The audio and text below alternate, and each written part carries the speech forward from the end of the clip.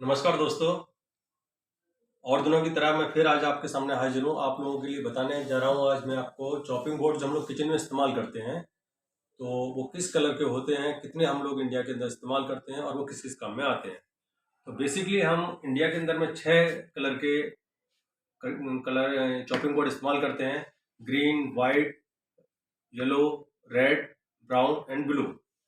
तो इनका सबका अलग अलग इस्तेमाल है, तो हमको समझना होगा और याद भी करना होगा। मोस्टली क्वेश्चन में आपसे ये सवाल पूछे जा सकते हैं, और वैसे भी आपको इनके बारे में, कलर कोडिंग के बारे में जानकारी होना बहुत आवश्यक है। ग्रीन, जो ग्रीन कलर का चॉपिंग बोर्ड है या ग्रीन कलर का नाइफ है, वो आपके वेजिटेबल्स और फ्रूट्स की कटिंग के काम आता है। दूसरा है आपका वाइट, वाइट कलर का चॉपिंग बोर्ड, वाइट कलर का नाइफ आपके डेयरी प्रोडक्ट और बेकरी प्रोडक्ट के काम आता है। इसमें हम रोटी भी वाइट से ही काटते हैं, क्योंकि रोटी भी बेकरी के ही कैटेगरी में आती है। इसके बाद येलो है। येलो नाइफ और येलो चॉपिंग बोर्ड आपका पोल्ट्री, चिकन, इनके काटने के काम आता है। येलो कलर का नाइफ भी इसी काम आएगा। रेड रेड पर होता है रेड मीट, यानी कि मटन और आपका बीफ। हम लोग इंडिया में बीफ इस्तेमाल नहीं करते, तो हमारे जो मटन है कच्चा, वो रेड पर कटेगा। ब्राउन पर हम हमेशा कुक मीट काटते हैं, और ब्लू पर सी फूड काटते हैं।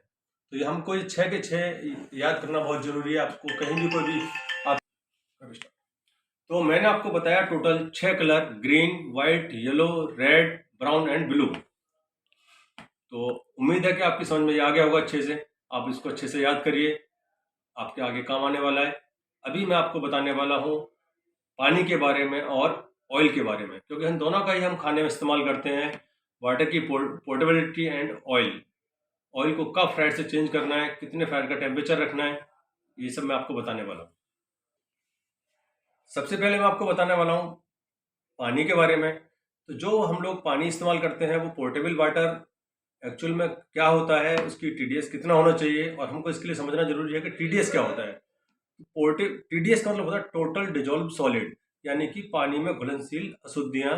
कैल्शियम और मैग्नीशियम के बाद कार्बोनेट और सल्फेट लवर्स होते हैं, जो पानी के अंदर पाए जाते हैं। तो एक बेस्ट क्वालिटी का पानी जो होता है, उसकी 50 to 150 होना चाहिए। और वैसे हम लोग 150 से 300 तक के पानी को अच्छा मान लेते हैं, लेकिन अगर उसका टीडीएस 300 से ज़्यादा है तो हम उस पानी को इस्तेमाल नहीं करते हैं।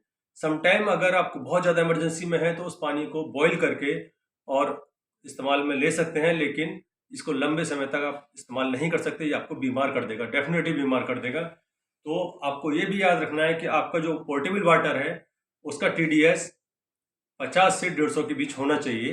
वो पानी बहुत अच्छी क्वालिटी का होता है, और हम लोग 150 से लेकर 300 तक टीडीएस का पानी इस्तेमाल में कर सकते हैं। दोस्तों, मैं बताने वाला हूँ आपको कि जब हम किचन के अंदर में डीप फ्रायर में तेल डालते हैं या कढ़ाई में तेल डालते हैं कोई भी चीज़ फ्राई करने के लिए, तो उसको कब चेंज करना है, और हम कैसे पहचान सकते हैं कि वो तेल अब इस्तेमाल करने के लायक नहीं बचा है, प्लस इसके इस्तेमाल करते हैं तो क्या क्या नुकसान होने वाले हैं। तो सबसे पहली प्रॉब्लम क्या होती है कि जब हम तेल को बार बार गर्म करेंगे, तो इसके अंदर कार्सियोनिक सब्सटेंस कार्सियोनिक सब्सटेंस पैदा हो जाते हैं, जिससे कि आपका खाना जहरीला हो जाता है। एचएनएफ इसमें पैदा होने लगते हैं, और इसके एंटीऑक्सीडेंट खत्म हो जाते हैं। तो हमको क्या करना है कि सबसे पहले कि जब हम एक चीज़ को फ्राई करेंगे, तो इस तेल को बार बार इस्तेमाल नहीं कर सकते। ये डिपेंड करता है कि खाने की क्वालिटी कौन सी है, हम किस ऑयल को यूज कर रहे हैं। सरसों का तेल को हम कई बार यूज कर सकते हैं, लेकिन बाकी के जितने भी रिफाइंड हैं, सोयाबीन ऑयल है, इनको हम बार बार इस्तेमाल नहीं कर सकते हैं।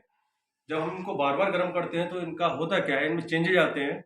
इनका गाढ़ापन बढ़ जाएगा, इनका कलर चेंज हो जाएगा, और इनके अंदर में एंटीऑक्सीडेंट जो हैं वो खत्म हो जाते हैं, जिसकी वजह से हमारे शरीर को अनेक प्रकार की हानियाँ होती हैं। शरीर में सूजन, कैंसर, खांसी और अन्य प्रकार की कोलेस्ट्रॉल का बढ़ जाना, ये सिर्फ इसीलिए होता है कि हम लोग गंदा तेल का खाने में इस्तेमाल करते हैं। तो मैक्सिमम हम किसी भी खाने को 3 बार से ज़्यादा इस्तेमाल नहीं कर सकते। जब हम तेल को रिस्टोर करते हैं, तो पहली बार जब आपने कोई चीज़ फ्राई किया, तो इसके लिए बेस्ट तरीका यही है हम उतना ही तेल लें जितना कि हमारा फ्राइंग में कंज्यूम हो जाए। अगर थोड़ा बहुत बचता है तो हम उसको पहले ठंडा करेंगे, प्रॉपर ठंडा करने के बाद उसको छानेंगे। छानने के बाद फिर उसको एयर टाइट बॉक्स के अंदर में रीइस्तेमाल के लिए रीइस्तेमाल करेंगे, दोबारा से रीयूज करेंगे।